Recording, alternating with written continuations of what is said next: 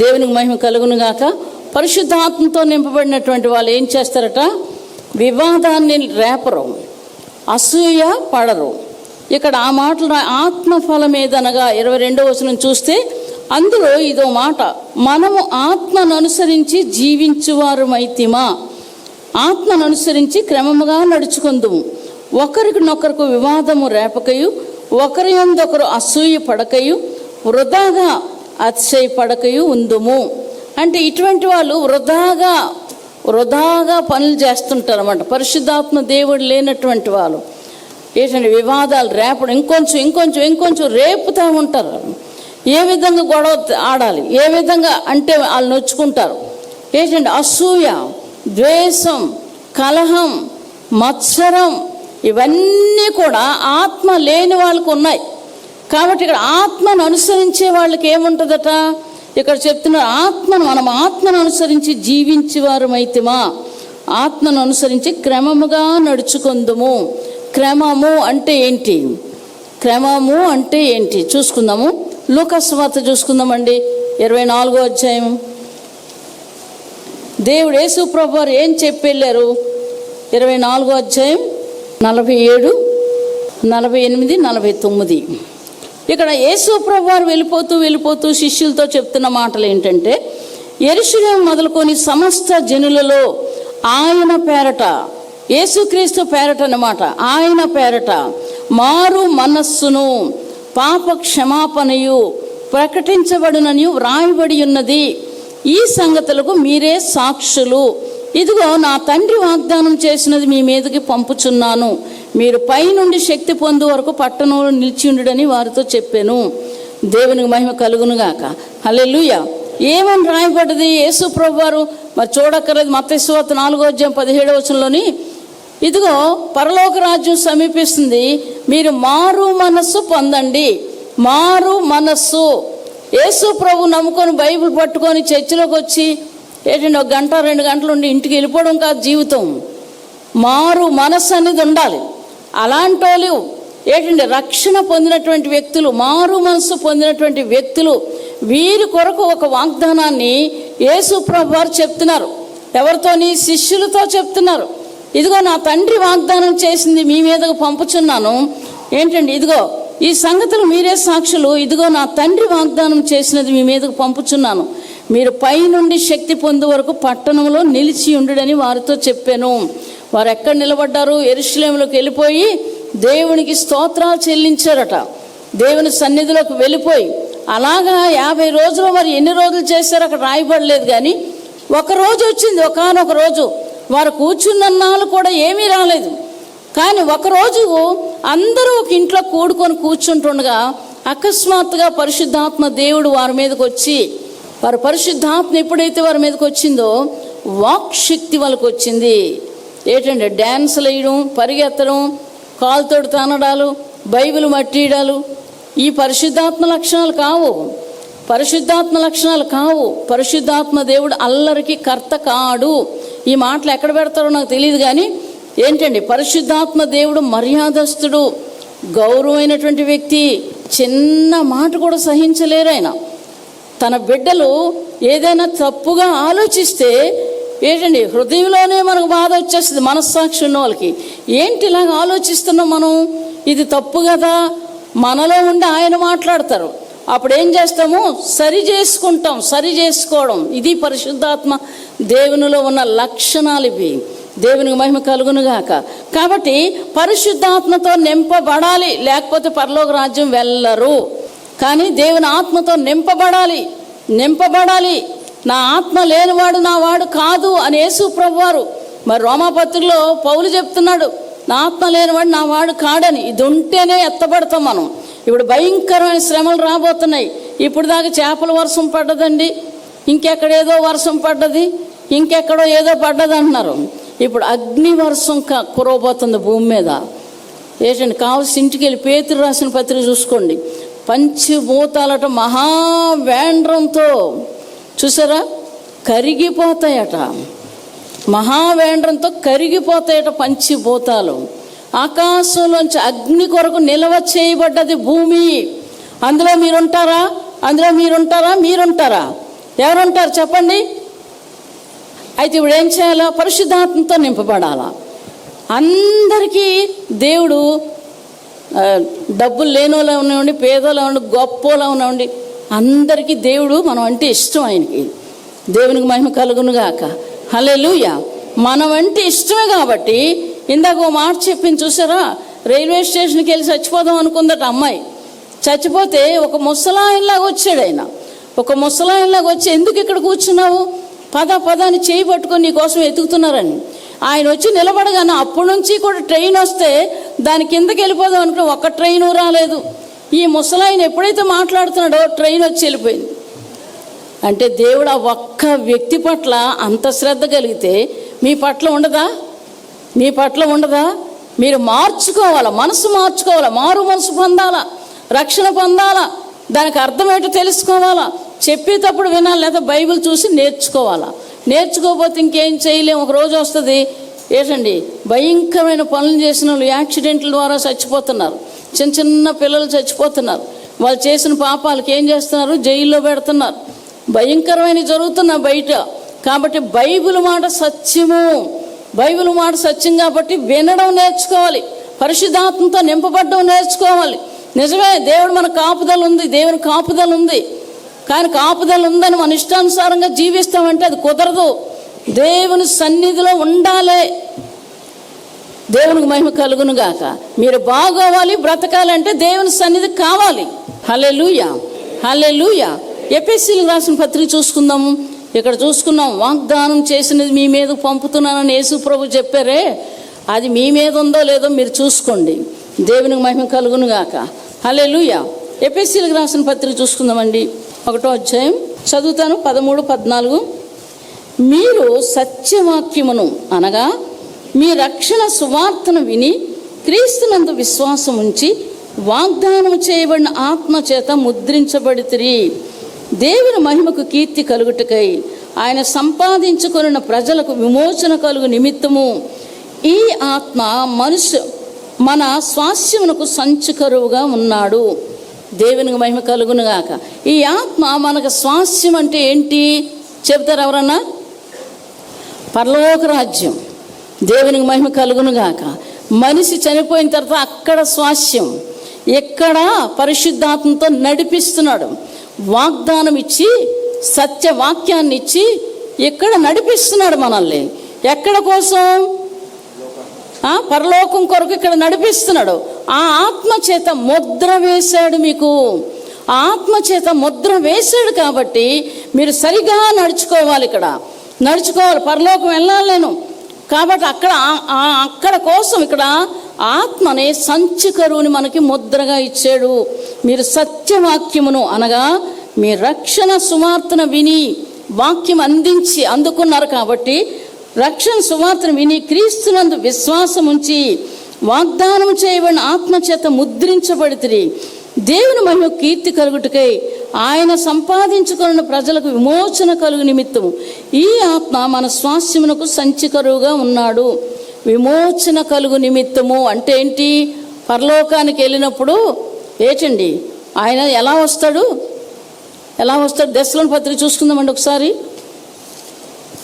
4వ అధ్యాయం దెస్సలోని పత్రిక 15వ వచనం నుంచి, మేము ప్రభు మాటను బట్టి మీతో చెప్పినదేమనగా, ప్రభు రాకడ వరకు సజీవులమై నిలుచుండు మనం నిద్రించు వారి కంటే ముందుగా ఆయన సన్నిధిని చేరము.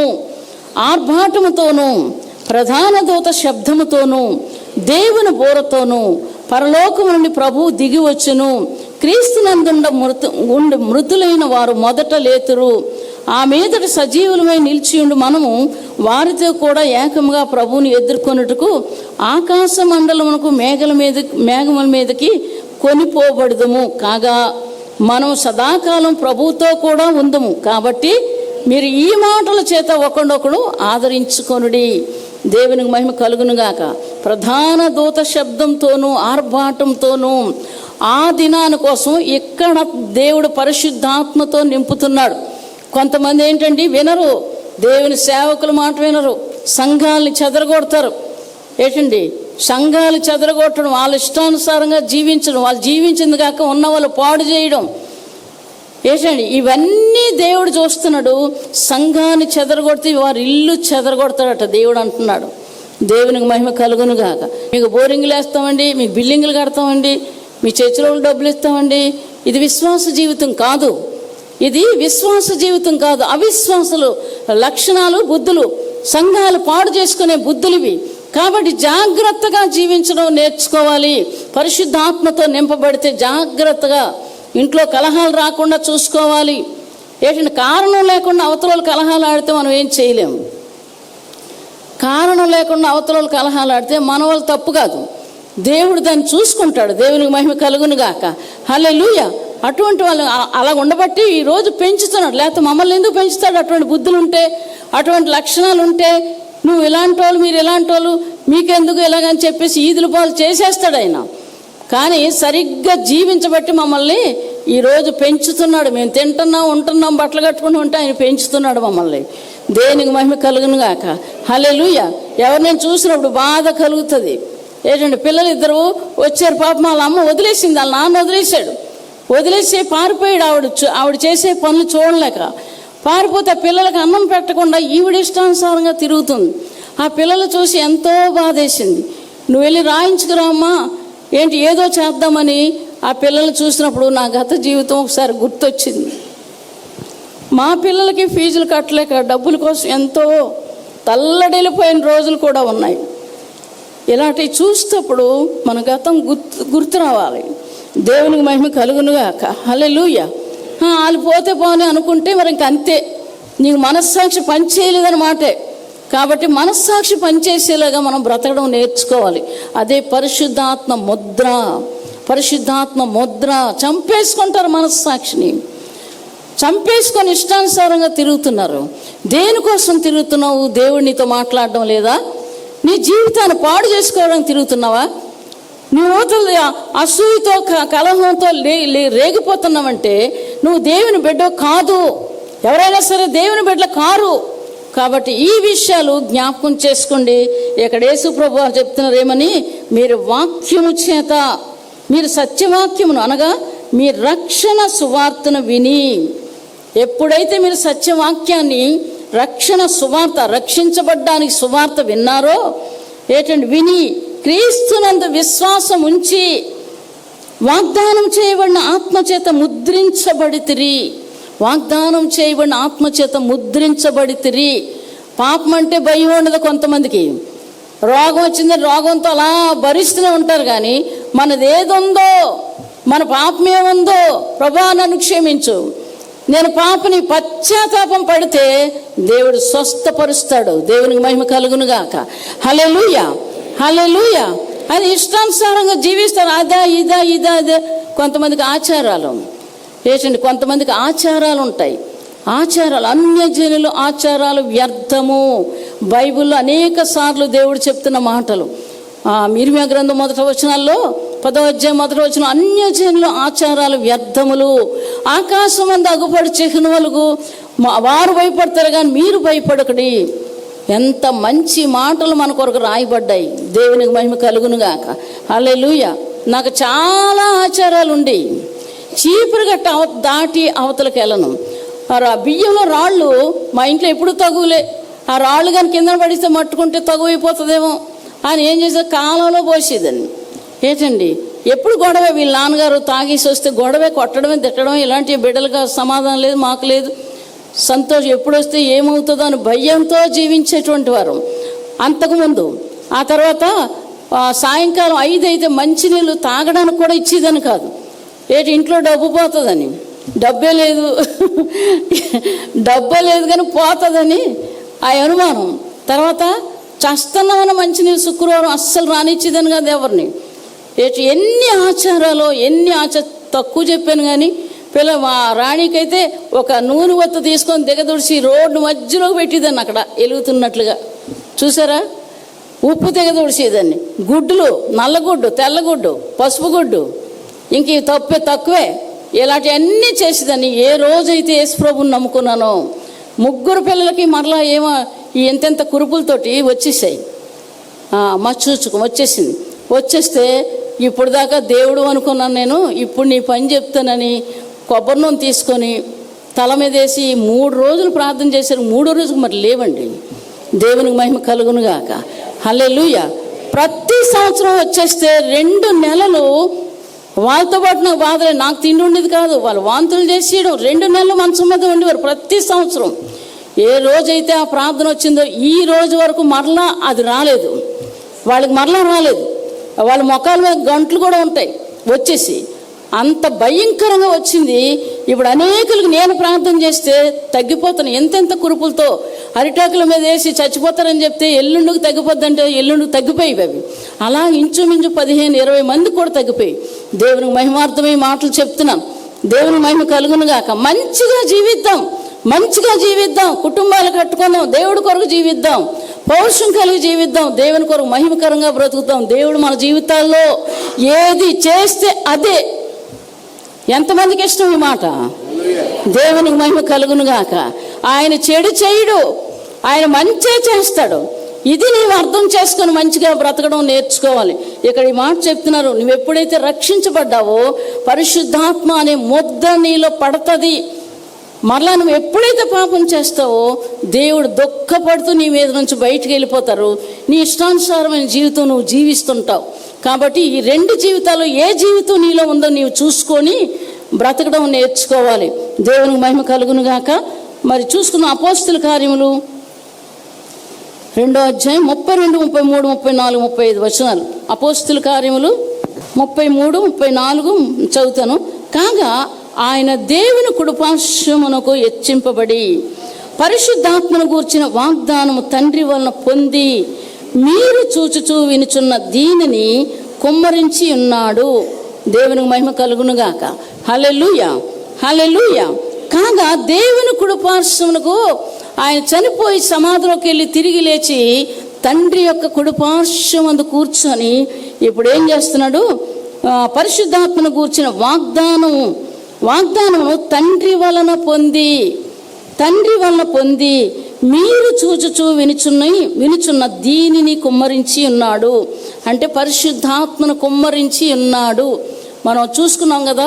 ఇప్పుడు వాగ్దానం చేయబడిన ఆత్మ ఎఫెసీ పత్రిక చూసుకున్నాం. తర్వాత ఇందాక లూకా సువార్తలో నా తండ్రి వాగ్దానం చేసింది మీ మీదకు పంపుతాను, ఎక్కడ పంపించాను. ఇక్కడ ఏం చెప్తున్నారు? కాగా ఆయన దేవుని కుడిపార్శ్వమును హెచ్చించబడి పరిశుద్ధాత్మను గూర్చిన వాగ్దానము తండ్రి వలన పొంది మీరు చూచుచూ వినుచున్న దీనిని కుమ్మరించి ఉన్నాడు. దేవునికి మహిమ కలుగునుగాక. హల్లెలూయా. ఇక్కడ చాలా మంది తిరగబడుతున్నారు. పైన వచనం చదువుతానండి, 22వ వచనం. ఇశ్రాయేలులారా ఈ మాట వినుడి, దేవుడు నజరేయుడగు యేసు చేత అద్భుతములను మహత్కార్యములను సూచక్రియలను మీ మధ్యన చేయించి ఆయన తన వలన మెప్పు పొందినవానిగా మీకు కనబర్చెను. ఇది మీరు ఎరుగుదురు. దేవుడు నిశ్చయించిన సంకల్పము ఆయన భవిష్యత్తు జ్ఞానమును అనుసరించి అప్పగింపబడిన ఈయనను మీరు దుష్టుల చేత సిలువ వేయించి చంపితిరి. మరణము ఆయన బంధించి ఉంచుట అసాధ్యము కనుక దేవుడు మరణ వేదనను తొలగించి ఆయనను లేపెను. దేవునికి మహిమ కలుగునుగాక. ఇంకో దగ్గర అయితే అన్యజనులు, భూరాజులు, అన్యజనులు వారి మీద తిరగబడుతున్నారు. తిరగబడేటప్పుడు పరిశుద్ధాత్మ కొరకు ప్రార్థన చేశారు. గొప్ప గొప్ప కార్యాలు జరగడం మొదలుపెట్టాయి. నోరు మూసుకున్నారు. అధికారులు అందరూ కూడా నోరు మూసుకున్నారు. ఇదే అపోస్తుల కార్యంలో. కాబట్టి పరిశుద్ధాత్మ దేవుడు మనకు అవసరము. ఏంటంటే ప్రేమించడం నేర్చుకోవాలి. భార్యను భర్త, భర్త భార్యను ప్రేమించడం, తల్లిదండ్రులు బిడ్డలు ప్రేమించడం, బిడ్డలు తల్లిదండ్రులు ప్రేమించడం. ఇది ఒక మంచి పనే కానీ చెడ్డ పని కాదు. ఇది అలా చెయ్యరు. స్వార్థపరులు అలా చెయ్యరు. నాది నాదే, నీది నీదే అంటారు కానీ నాది నీదే, నీది నాదే అన్న ఉద్దేశం ఉండక ఏం చేస్తారు? అన్యాయం చేస్తూ, అన్యాయమైన పనులు చేస్తూ ఏంటంటే కుటుంబాలు నాశనం చేసుకుంటారు. ఇటువంటి వారు దేవుని ఉగ్రత, అవిధేయులైన వారి మీదకి దేవుని ఉగ్రత దిగి వచ్చును. యెహెజ్కేలు గ్రంథం చదవండి, 12వ అధ్యాయం. ఇశ్రాయేలు ఏం చేశారట? వ్యభిచారం చేశారట. కాబట్టి నేను చంపేస్తానని దేవుడు 6 దేవుని దూతలు ఇర్మియాతో పంపించి చంపడం మొదలుపెట్టాడు. ఎక్కడ పడితే అక్కడ చంపేస్తున్నాడు దేవుడు. చూసే దేవుడు అండి ఆయన. చాలామంది మా జీవితాల్లో జరగలేదు కార్యం అంటారు. జరగడానికి నువ్వు చోటు ఇవ్వాలి, ఎదురు చూడాలి, విసుక్కోకూడదు. మధ్యలో విసుగుదల తీసేయాలి, ఎదురు చూడాలి. నా దేవుడు ఏం చేయబోతున్నాడో, నా జీవితంలో, నా భవిష్యత్తులో ఏం చేయబోతున్నాడో, నేను నడిచే మార్గంలో నా జీవితంలో ఏం చేయబోతున్నాడు. అవును, కష్టాలు, శ్రమలు, ఇబ్బందులు కంటికి కనబడుతున్నాయి. ఏంటండి, కళ్ళు ఎదురుగుంటా ఉన్నాయి, నీ ఎదురుగుంట నిలబడే ఉన్నాయి. అవి ఎందుకు చేయట్లేదు దేవుడు? విసుగుదల. దేవుడు చేయలేనాడు కాదు, ఆయన సమయం నీలోకి రావాలి. అప్పుడు తగిన కాలం ఉందైనా తప్పకుండా దేవుని కార్యం చేస్తాడు. దేవునికి మహిమ కలుగును గాక. హల్లెలూయా. అంతవరకు మధ్యలో ఏమీ చేయకూడదు. నువ్వు మధ్యలో మళ్ళీ తిరగబడ్డం, చేయటం, నాకు ఎందుకు చేయలేదు, నాకు అలా చేయలేదు, ఇలా చేయలేదు అని అనడం, ఇలాంటి చేయకూడదు. మధ్యలో ఆయన కోసం ఎదురు చూడడం నేర్చుకోవాలి. ఏం చెప్తున్నాడు? వాగ్దానం చేసి మీ మీద పంపుతాను, మీరు పట్టణంలో నిలబడంటే పట్టణంలో నిలబడ్డారు కానీ అక్కడ పరిశుద్ధాత్మ దేవుడు కుమ్మరించి రాలేదు. ఒక ఇంట్లో అందరూ పండగ చేసుకుంటున్నారు, చూసారా? గిఫ్ట్ దేవుడు ఇస్తున్నాడు. పండగ దినములో, పెంతెకోస్తు అనే పండగ దినంలో అందరూ ఒక దగ్గర కూడుకున్నప్పుడు పరిశుద్ధాత్మతో నింపబడ్డారు. ఎంత ఆనందం, ఎంత సంతోషం, ఎంత ఆనందం, ఎంత సంతోషం. ఎక్కడ కొనుక్కున్నా ఇది రాదు, దేవుడి వల్లనే వస్తుంది. దేవునికి మహిమ కలుగును గాక. రక్షించబడిన మనం జాగ్రత్తగా బ్రతకడం నేర్చుకోవాలి. జాగ్రత్తగా దేవుని కొరకు బ్రతకడం నేర్చుకోవాలి. పశ్చాత్తాపం పడాలి. ఒకటి జరగలేదంటే పశ్చాత్తాపం అయిపోయింది, ప్రార్థన చేస్తాం, అయిపోయింది, మళ్ళీ మామూలే. ఎందుకు జరగలేదు? ఇదంతా వృధా అయిపోతుంది. కాబట్టి జీవితం విలువైందట దేవుని దృష్టిలో. దేవునికి మహిమ కలుగునుగాక. నిన్ను ఒక స్త్రీగా మానవుడిగా చేశాడంటే విలువైన దేవుడు విలువలు ఇచ్చి నిన్ను చేశాడు. నిన్నొక ఆయన రూపంలో చేసుకున్నాడంటే నువ్వు ప్రత్యేకించబడిన వ్యక్తివు. నువ్వు ఇదే చాలు మన బ్రతుక్కి. దేవునికి మహిమ కలుగునుగాక.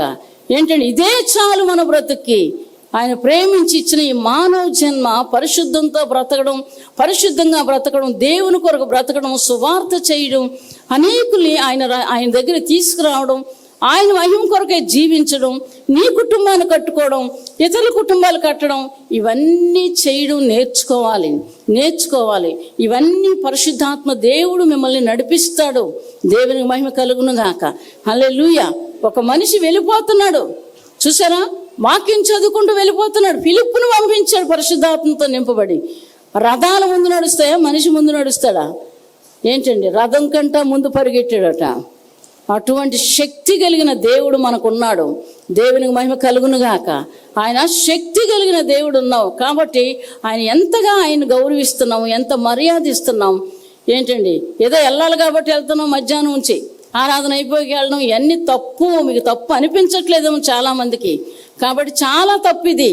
ఒకరోజు లెక్క అడుగుతాడు, అంతే, నీ అంతలు నీవే వెళ్ళిపోతావు అగ్నిలోకి. ఆయన తీర్పు తీర్చకముందే ఇంక నేను ఇక్కడ ఉండడానికి అవకాశం లేదు, ఏ విషయంలో కూడా మంచితనం లేదు నాకు. కాబట్టి వెనకాతలు చూస్తాడు, అగ్నిగుండం ఉంటుంది, అదే నా గతి అని అందులోకి వాళ్ళంతలు వాళ్ళే తీర్పు తీర్చకముందే వెళ్ళిపోతారు. కానీ అటువంటి జీవితం జీవించడానికి నేను ఒప్పుకోలేదు అతను. అటువంటి జీవితం జీవించడానికి ఇష్టపడ్డాయినా మంచిగా జీవించాలి, నీవు మంచివాడిగా నువ్వు ఉండాలి, మంచి స్త్రీగా నువ్వు ఉండాలని ఆయన ఇష్టపడి మనల్ని భూమి మీద పంపించారు. కాబట్టి ఎవరు ఎలా చేస్తే చేయలేవాడు, తెలిసి చేసిన వాళ్ళు మనం ఏం చేయలేం. తర్వాత వాళ్ళు చూసుకుంటాడు దేవుడు.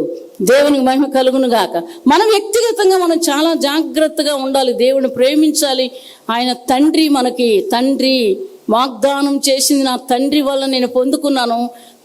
పేతురు చెప్తున్నాడు, ఇదిగో వాగ్దానం చేసింది ఆయన తండ్రి కుడిపార్శ్వమందున్నాడు. వాగ్దానం చేయబడిన ఆత్మను కుమ్మరించగా ఇదిగో మీరందరూ చూస్తున్నారా, ఇవన్నీ జరుగుతున్నాయి ఆ ఆత్మ వలన అని పేతురు చెప్తున్నాడు అపోస్తుల కార్యం 2వ అధ్యాయంలో. కాగా ఆయన దేవుని కుడిపార్శ్వమునకు హెచ్చించబడి పరిశుద్ధాత్మను గూర్చిన వాగ్దానమును తండ్రి వలన పొంది మీరు చూచుచూ వినిచూన్న దీనిని కుమ్మరించి ఉన్నాడు. దేవునికి మహిమ కలుగునుగాక. హల్లెలూయా, హల్లెలూయా. చాలా చాలా చాలా అద్భుతాలు వారి జీవితాల్లో జరిగాయి. చూసారండి, ఇక బ్రతకరు, చనిపోతారు అన్నోళ్ళు కూడా బ్రతికారు. దేవునికి మహిమ కలుగునుగాక. హల్లెలూయా. ఎంతమందో లెక్క పెట్టలేను, ఎంతమందో వందల కొలది మందులు. చచ్చిపోతాడండి, కోమాలోకి వెళ్ళిపోయాడు, చచ్చిపోతాడు. నా నోటంబడి చచ్చిపోతాడు అన్న నేను.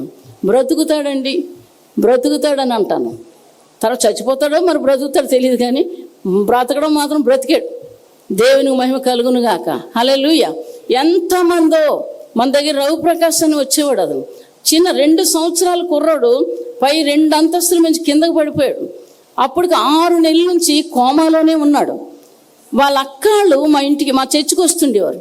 ఈ వాటర్ ఆయిల్ అది వాళ్ళు తెచ్చుకుంటే ప్రార్థన చేయడం ఇవి చూసి నువ్వు ఎలాగైనా ఈ పట్టుకెళ్ళమని చెప్తేప్పుడు వాళ్ళ ఇంట్లో విగ్రహాలు కనబడుతున్నాయి. వాళ్ళ ఇంట్లో ఒక ఆయిల్తో విగ్రహాలు కనబడుతున్నాయి. ఎక్కడుందో నాకు చూపించారు. నేను ఇక్కడ ఫోన్లో మాట్లాడి పలానా మూలలోని ఒక అలమర ఉంటుంది, అలమరలో మరియమ్మ బొమ్మలు ఉన్నాయి, తర్వాత వెనకాతలో ఒకటి బొమ్మ ఉంది, ఇవన్నీ ఉన్నాయంటే అక్కడ నుంచి అంటున్నారు అవును అవును అవును అని.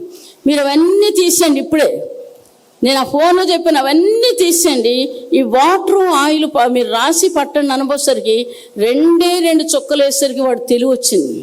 దేవునికి మహిమ కలుగును గాక. హల్లెలూయా హల్లెలూయా. ఆ తర్వాత ఫ్యామిలీలు ఇక్కడికి వచ్చేసారు. ఫ్యామిలీలు అన్నీ ఇక్కడికి వచ్చి బాప్తిస్మం తీసుకున్నారు. మరి మధ్యవర్తులు ఉన్నారు కదా మాకు, వాళ్ళు ఏం చేశారు, మోసం చేసి నిజంగా వాళ్ళు బాగానే ఉండేవారు, అలాగ ఉన్నటువంటి వారిని వెక్కిరించి మరి తీసుకొని వెళ్ళారు. ఇప్పటికీ నాకు బాధ అనిపిస్తుంది, తల్లినైనా నన్ను వెక్కిరించి ఇలా తీసుకొని వెళ్ళారు. ఇక్కడ మన ఇది ప్యాడ్స్ వాయిస్తాడు ఏంటండి, అతను పై అంతస్తు నుంచి పడిపోయాడు. బాబురావు పడిపోయి ఇక్కడ నుంచి ఈ తలంతా మరి దెబ్బ తగిలిస్తే నేను చూడడానికి వెళ్ళాను. అప్పటికే కోమాలో ఉన్నాడు. వాళ్ళు ఎవరు చెప్పలేదు కానీ వరండాలో అందరూ కూర్చున్నారు. అయితే చూసి వస్తానని నేను లోపలికి వెళ్ళి ఇలా పడుకుంటే ముందున కూర్చున్నాను. నాకు తెలియకుండానే బాబురావు అని పిలిచాను. బాబురావు అని పిలిస్తే కళ్ళు తెరిచాడు. చూసారు ఎంత గొప్ప కార్యం. దేవునికి మహిమ కలుగును గాక. ఎలాగున్నా బాగుందంటే అమ్మ కొంచెం నొప్పి పెడుతుంది ఇవన్నీ చెప్పాడు. అంత అయిపోయి మేము బయటికి వెళ్ళాక బాగానే ఉన్నాడట, మాట్లాడుతున్నాడు చెప్పాడని అంటే ఇలా ఆశ్చర్యపోతున్నారు. ఇదేంటి ఇప్పుడు దాకా మాట్లాడలేదమ్మా, మాట్లాడుతున్నాడు ఒక్కొక్కరు పరిగెట్టిల్లు. దేవునికి మహిమ కలుగును గాక. నాకు తెలీదు కోమాలో ఉన్నాడని. నేను కూర్చొని బాబురావు అని పిలిచాను. ఎప్పుడైనా వస్తే కావాల్సి అడగండి. ఎంత గొప్ప దేవుని కలిగి ఉన్నామండి మనం. దేవునికి మహిమ కలుగును గాక. హల్లెలూయా హల్లెలూయా. చనిపోయిన వారు సహితము లేపగలిగిన దేవుడు. చాలామంది నమ్మరు కానీ తప్పకుండా దేవుడు చేస్తాడు. నమ్మినా నమ్మపోయిన అనవసరం, కానీ దేవుని వాగ్దానము జరుగుతుంది. అది దేవునికే మహిమ కలుగును గాక. కాబట్టి చూసుకోవాలా. రోమీయులకు రాసిన పత్రిక చూసుకుందామండి, ఒకసారి ముగించుకుందాము. చదువుతానండి, జాగ్రత్తగా వినండి. 17వ వచనం, దేవుని రాజ్యము భోజనమును పానమును కాదు గాని నీతియు సమాధానమును పరిశుద్ధాత్మ యందు ఆనందమునై ఉన్నది. ఈ విషయమందు క్రీస్తుకు దాసుడైన వాడు దేవునికి ఇష్టడును మనుషుల దృష్టికి యోగ్యుడునై ఉన్నాడు. కాబట్టి సమాధానమును పరస్పర క్షేమాభివృద్ధిని కలగజేయ వాటిని ఆసక్తితో అనుసరింతుము. ఏం చెప్తున్నారు 19వ వచనంలో? కాబట్టి సమాధానమును పరస్పర క్షేమాభివృద్ధిని కలగజేయ వాటిని ఆసక్తితో అనుసరింతుము. భోజనం ఏంటంటే దేవుని రాజ్యము భోజనము పానము కాదు కానీ ఏంటండి, మీకు దేవుని రాజ్యం భోజనము పానము కాదు కానీ నీతియు సమాధానమును పరిశుద్ధాత్మ యందు ఆనందమునై ఉన్నది. ఇది ఉందో లేదో చూసుకోవాలి. దేవునికి మహిమ కలుగును గాక. కాబట్టి ఏంటంటే క్షేమాభివృద్ధి, అవతల బాగుపడాలి, ఎలాగైనా పైకి రావాలి, మంచిగా వాళ్ళు ఉండాలి అని ఎప్పుడైతే మనం ఆలోచించి ఆ మాటలు పలుకుతామో దేవుడు వారి జీవితాల్లో కార్యాలు చేస్తాడు. దేవునికి మహిమ కలుగును గాక. నువ్వు నిండైన మనసుతో చెప్తున్నావు కాబట్టి తప్పకుండా కార్యాలు జరుగుతాయి. నీ మనసులో ఏదో పెట్టుకొని అసూయ చేతి మాట్లాడితే జరగవు. అసలు దేవుని బిడ్డలకు అలాంటి ఉద్దేశాలు ఉండకూడదు. ఆడు పాడైపోవాలి, అలాగైపోవాలి, నువ్వే మాత్రం పాడైపోవాలంటే ఆయన బ్రతికిస్తే. దేవునికి మహిమ కలుగును గాక. జీవింపచేసే జీవాత్మ ఆయన. దేవునికి మహిమ కలుగును గాక. ఆయన ఊపిరి ప్రతి మానవుల్లో ఉంది కాబట్టి ప్రేమించడం నేర్చుకోవాలి. దేవుని ఆత్మతో నింపబడితేనే ఇవన్నీ జరుగుతాయి. లేకపోతే ఏంటంటే జరగవు. వారి జీవితాలు చూడలేరు. కాబట్టి ఈ విషయాలు గమనించుకొని చాలా జాగ్రత్తగా చూసుకోవాలి. అసూయ, వృధాగా అసూయ పడ్డం, తర్వాత విభేదాలు లేపడం, తగులు. ఇంకెలా తగు వస్తుంది? మన జీవితాలు ఏదైనా చేయాలంటే అది సెలవు లేకుండా తల వెంట్రుకు రాలదని ఆయన చెప్పాడు. ఆయన నిజంగా పరిశుద్ధాత్మతో నింపబడితే తల వెంట్రుకు రాలదట. తల వెంట్రుకు రాలదట, అలా చేస్తాడు దేవుడు. కాబట్టి పరిశుద్ధాత్మ శక్తి పొందుకోవాలి. మీరు ఇంటి దగ్గర ప్రార్థన చేసినప్పుడు సైతాను శక్తులు బంధిస్తున్నాం. దేవా పరిశుద్ధాత్మతో నన్ను నింపుతండి, ఈ ప్రార్థన నడిపింపు ఇవ్వండి, ఈ మధ్యలో ఏం జరగకుండా అని ఎప్పుడైతే ప్రార్థన చేస్తారో ఆ ప్రార్థనకు జవాబు దేవుడు మీకు ఇస్తాడు తప్పకుండా. దేవునికి మహిమ కలుగునుగాక. మీ కుటుంబాలు బాగుపడతాయి, మీరు బాగుపడతారు, మీరు ఆశీర్వదించబడిన జనాంగం కింద దేవుడు తీసుకొస్తాడు. చూసుకుందామండి యెహెజ్కేలు గ్రంథం ఒకసారి. వాళ్ళు ఏం చేశాడు దేవుడు. 9వ అధ్యాయం. మరియు నేను చెవులారా వినున్నట్లు ఆయన గట్టిగా ఈ మాటలు ప్రకటించెను. ఒక్కొక్కడు తాను హతము చేయి ఆయుధమును చేత పట్టుకొని పట్టణపు కావలి వారందరూ ఇక్కడికి రండి అనెను. అంతలో ఒక్కొక్కడు తాను హతము చేయి ఆయుధమును చేత పట్టుకొని ఉత్తర దిక్కునున్న పై గవిని మార్గముగా 6 మనుషులు వచ్చుచుండిరి. వారి మధ్య ఒకడు అవిసెనార బట్ట ధరించుకొని నడుమునకు లేక కొన్ని సిరాబుడ్డి కట్టుకొని ఉండెను. వారు ఆలయమును ప్రవేశించి ఎత్తన బలిపీఠం వద్ద నిలిచిరి. ఇశ్రాయేలు దేవుని మహిమ తానున్న కిరూబుపై నుండి దిగి మందిరపు గడప దగ్గరికి వచ్చి నిలిచి అవిసెనార బట్ట ధరించుకున్న లేఖకుని సిరాబుడ్డి నడుమునకు కట్టుకొనిన వానిని పిలువగా యెహోవా యెరూషలేమును ఆ పట్టణంలో ప్రవేశించి చుట్టూ తిరిగి దానిలో జరిగిన హేయ కృత్యమును గూర్చి మూల్గులిడుచు ప్రలాపించుచున్న వారు లలాటములు గుర్తు వేయమని వారికి ఆజ్ఞాపించను. నేను వినుచుండగా వారికి ఇలాగ సెలవిచ్చును, మీరు పట్టణంలో వాని వెంట పోయి నా పరిశుద్ధ స్థలము దగ్గర మొదలుపెట్టి కటాక్షమైనను కనికరమైనను లేకుండా అందరినీ హతము చేయడి. అందరూ నశించినట్లు ఎవరినీ విడిచిపెట్టక పెద్దవారిని చిన్నవారిని కన్యకలను పిల్లలను స్త్రీలను చంపవలను గాని ఆ గురుతి ఎవరికుండునో వారిని ముట్టకూడదు. చూసారా, ఆ గురుతి అంటే ఏంటి చెప్తారా? ఎందా చదివాం కదా, దేవుని ముద్ర. దేవుని ముద్ర ఎవరికైతే ఉంటుందో వారిని చంపకూడదు. ఎక్కడ? దేవుని ఆలయాల్లో ఉండి పాపాలు చేసిన వారి గురించి రాయబడిన మాటలు ఇవి.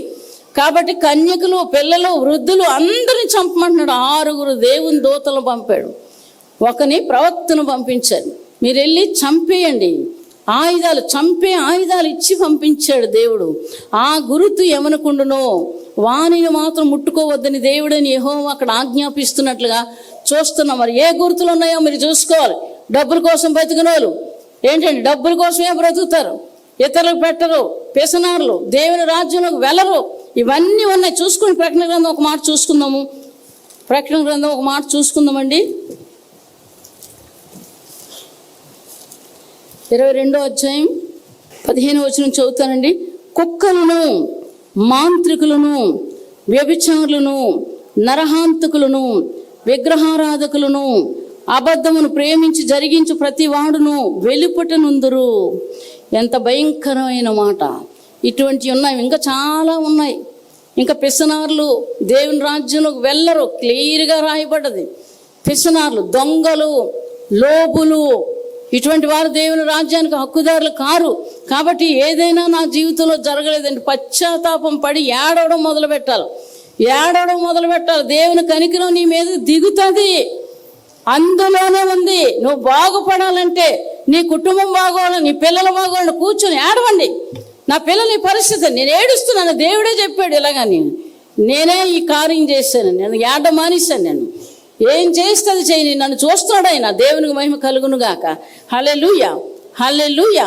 కాబట్టి జరిగిన దానికి, జరగిన దానికి, కాని దానికి, అయిన దానికి ఏడడం కాదు, కానీ నా పరిస్థితి బయటకు రావాలి. నేను నీతిగా ఉంటే నా పట్ల నువ్వు కార్యం జరిగించు. ఏడవడం మొదలు పెట్టాలి. కూర్చొని ఏడవండి, దేవుడు తప్పకుండా చేస్తాడు. మీ జీవితాల్లో గొప్ప గొప్ప అద్భుతాలు మీరు చూస్తారు. అవి చూడాలంటే మాత్రం ఇలా చేయాలి. పశ్చాత్తాపం. ఏ పాపం ఉన్నా సరే, అవతల నిన్ను హింసిస్తున్నా, దూషిస్తున్నా, నువ్వు మంచిదాను కాదని నీకు ముద్ర వేయించిన, అనేక మంది చేత నిన్ను దూషించినా పర్వాలేదు, దేవునికి మహిమ కలుగును గాక. నన్ను చూస్తున్నవాడు దేవుడు, వాళ్ళు కాదు. దేవునికి మహిమ కలుగును గాక. హల్లెలూయా. నన్ను చూస్తున్నవాడు దేవుడు. అందుకే హాగర్ ఎంత బాగా పాడిందో పాట. ఏచండి, చూచుచున్న దేవుడవయ్యా, నన్ను చూచిన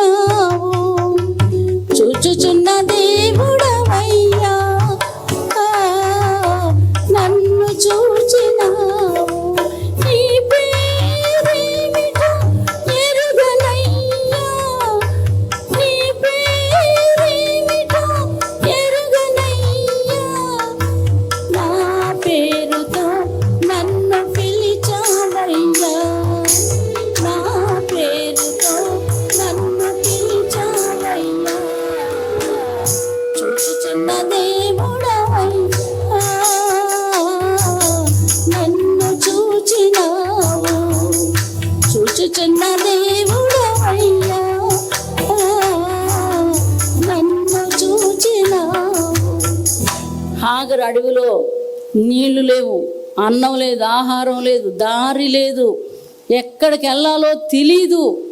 ఏంటంటే భయంకరమైన పరిస్థితిలో అడవిలో చిన్న బిడ్డకి తాగడానికి నీళ్ళు లేవు. బిడ్డను అక్కడ పారేసి ఏడుస్తుంది. దేవుడే దిగి వచ్చాడు. ఏంటంటే నీటి గోతుని లేపి ముందు ఆ బిడ్డకి నీళ్లు పట్టినని చెప్పి అక్కడ ఆశీర్వదించాడు. నీ బిడ్డను కూడా నేను ఆశీర్వదిస్తున్నానని. చూశారండి, అక్కడ శారాకు చెప్పాడు. ఏమని చెప్పాడు? ఆ శారా చెప్తుంది అబ్రహాం తోటి, హాగర్ను బయటికి తగిలే అని. ఎప్పుడైతే తనకు గర్భం వచ్చి ఒక బిడ్డ పుట్టాడో, బిడ్డను చూసిందో, మరి తన శారాని అవమానపరిచింది హాగరు. ఎప్పుడైతే అవమానపరిచిందో తనకు అవమానకరంగా ఉండి ఏం చేసింది? పంపించి తగిలేమంది. అప్పుడు దేవుడి దగ్గరికి వెళ్తాడు అబ్రహాం. నీ భార్య చెప్పినట్టు నువ్వు చెయ్యి అని చెప్పగానే అప్పుడు ఏం చేస్తాడు?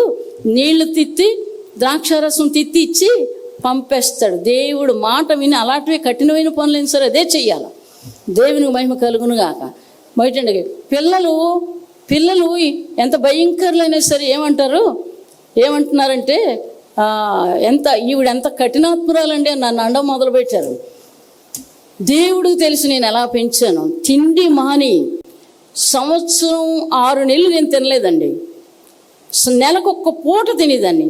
నేను దేవుడి దగ్గర ఉండి నేను చెప్తున్నాను, పిల్లలకు ఉండదని ఉన్నా సరే ఎదురుగుంటా ఉన్నా తినేదాన్ని కాదు. నేను ఇంకా ఏడ్చి ప్రార్థన చేసేదాన్ని, ప్రభా నాకు ఆకలి వేయకుండా చెయ్యని. ఆ పనస్తంలో మామిడికాయలు తినేదాన్ని. నేను అనుకునేదాన్ని ఇది తింటే చచ్చిపోతారు అని రోజూ తినేదాన్ని, కానీ నాకు ఏ కడుపు నొప్పి కానీ ఏదీ రానివ్వలేదు దేవుడు. దేవునికి మహిమ కలుగును గాక. అంతేకాదు చాలాసార్లు నేను ఆకలితో ఉండడం నాకు తెలుసు. ఎవరైనా ఆకలి అనగా నాకు ముందు కళ్ళని నీళ్ళు వస్తాయి. ఏంటండి, నేను బాగా బ్రతికిన దాన్ని. మా అమ్మాళ్ళు కూడా పెళ్ళిళ్ళు అయితే మా అమ్మ ఏం చేసేది? బళ్ళుతో ధాన్యం పంపించేది.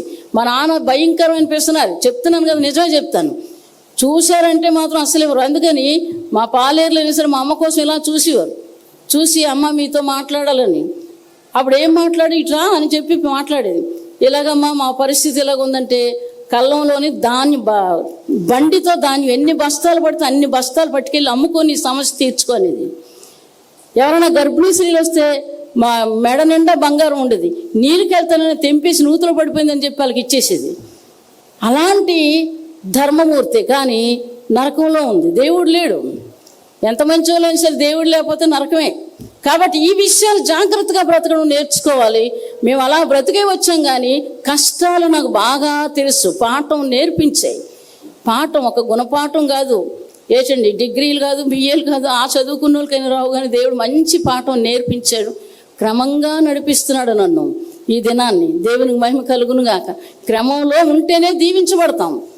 క్రమం తప్పి జీవించకూడదు. క్రమంగా ఉండడం నేర్చుకోవాలి. దేవునికి మహిమ కలుగును గాక. మన జీవితాలు ఎలాగున్నాయి? పరిశుద్ధాత్మతో నింపబడాలి. నేను అనుకునేవాడిని, ఏం చేస్తారో చేయనివ్వండి. ఏంటండి అప్పుడు చావాల్సింది ఇప్పుడు చేస్తే ఇలా చచ్చిపోతానని ఎన్నో దెబ్బలు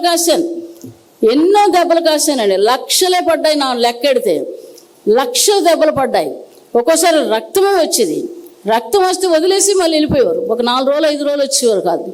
ఇలాంటి భయంకరమైన శ్రమలే నేను పడ్డాను. నా దేవుడు నన్ను బ్రతికించాడు. చెప్పి చంపేశాడు. చూశారండి, అలా చచ్చిపోతే ఊరుకుంటారా? జైల్లో తప్పకుండా పెడతారు. నాతో చెప్పిన దేవుడు ఎవరు? భూమి ఆకాశాలు పరిపాలించే దేవుడు. ఆ దేవుడు నాకు చెప్పాడు, నేను నిన్ను పోషిస్తానని. ఈరోజు నన్ను పోషిస్తున్నాడు. నాకు అన్నం పెడుతున్నాడు. నా అన్నమే కాదు, ప్రతి విధ మంది కూడా ఆయనే చూస్తున్నాడు. బట్టలే కాదు, అన్నమే కాదు, నా మెతుకు ప్రతిది కూడా ఆయన నాకు ఇస్తున్నాడు. కానీ ఎవ్వరూ నాకు ఇవ్వలేదు. నేను పొద్దున్న మా రాణి చాలా ఏడ్చింది. తను ఏడుస్తుందని నాకు తెలియదు. నాకెందుకు ఊరికి దుఃఖం వస్తుంది. దగ్గరే నిలబడి పావురాన్ని చేతిలో పెట్టుకొని తన బుర్ర మీద పెట్టి నిత్యము పరిశుద్ధాత్మతో నింపుతానని నిన్న పొద్దుట వాక్యం ఇలా చూపించారంటే తను చెప్తుంది, మీరు అడిగినవన్నీ చేస్తాను నేనని. తను చెప్పేటప్పుడు నేనేమి ఏడ్చానమ్మా. దేవుని సన్నిధిలోకి వెళ్ళి చాలా దుఃఖం వచ్చింది. ఎంత అన్యాయంగా బ్రతుకుతున్నారు, ఇంత న్యాయంగా ఉండి మనం ఏంటి ఇలాగ ఉన్నామని ఏడ్చానంటే అలా అనకూడదమ్మా నేను చెప్పి ప్రార్థన చేసుకున్నామండి. అంటే దేవుడు మాకు తోడై ఉన్నాడని సంగతి చెప్పడానికి ఈ విషయం చెప్తున్నాను. దేవునికి మహిమ కలుగును గాక. 2 చేతులు చూడమ్మా గాయాలు. నాకు అలా చూపించేసరికి నాకు చాలా దుఃఖం వచ్చింది. నా కాళ్ళు చూడు గాయాలు. పావురం తీసుకెళ్ళి తన బుర్ర మీద అలా పెట్టి నిత్యము పరిశుద్ధాత్మతో నింపుతాను అని అడిగేసారు. చాలా దుఃఖం పొర్లి నాకు వచ్చిందండి. అమ్మతో చెప్తాను, అన్న కష్టం వస్తే, అమ్మ నువ్వు ఉన్నావు నీకు చెప్తాను. మా నాన్న వచ్చాడు, నాన్నతో చెప్తాను, నీవే కదా ఉన్నావు. వెంటనే దగ్గర నిలబడి ఆయన మాటలకి ఎన్నైనా వందనాలు చెల్లిస్తున్నాను. దేవుడి వాక్యాన్ని దీవించును గాక. హల్లెలూయా. ప్రార్థన చేస్తాను. మహాపరిశుద్ధ నాయనా, నీ తల్లైనా మర్చునుగా నేను మర్చిపోను అని చెప్పిన దేవుడు నాయన, దేహానికి వందనాలు చెల్లిస్తున్నాను. దేవా సహాయం చేయి. దేవా పరిస్థితులను బట్టి నీ పాదాల దగ్గరికి వస్తున్నాం. ఎన్నో మేలు చేస్తున్నారు, మీకు వందనాలు. మీ మాటే మాకు భాగ్యం నాయన. తండ్రి నీకు వందనాలు.